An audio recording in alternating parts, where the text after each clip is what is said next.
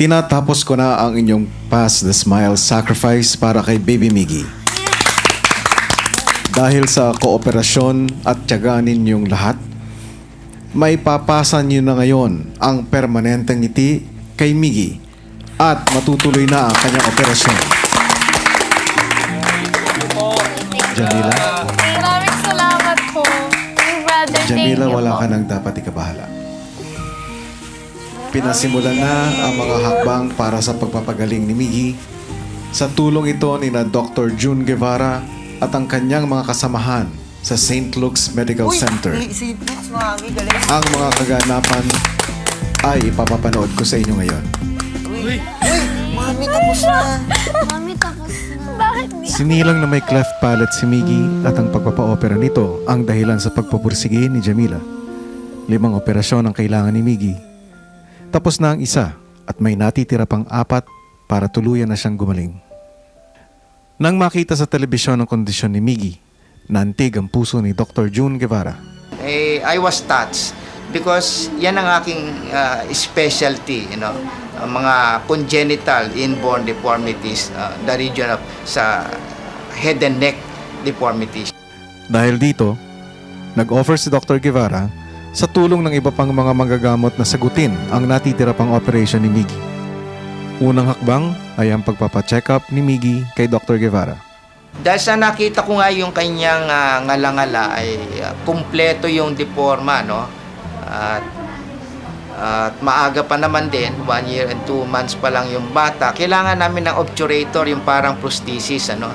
Iyon ay para panghulma ng yung cleft palate deformity, ano? Ang pinaka-purpose niyan is para magporma ng mabuti yung cleft palate at hindi siya masyadong mahirap operahin. Nitong nakaraang linggo, umabot na sa 2nd stage si Miggy, ang paglalagay ng obturator sa St. Luke's Medical Center. Yung ginawa ko kasi, ang tawag doon feeding plate o kaya obturator na makakatulong para mapaliit natin yung butas, yung cleft. Kung successful tayo, mapaliit natin yung cleft, mas madadalian yung surgeon, si Dr. Guevara, na maisarado yung butas. Hinihintay na lang natin ang 1 buwan at kung mag-improve ang gap ng cleft palate, ay maaari nang simulan ang operasyon ni Baby Miggy. Galing, mami. Team housemates, dahil rin sa inyong sakripisyo, binigyan nyo ng inspirasyon ang ating mga kapamilyang tumulong.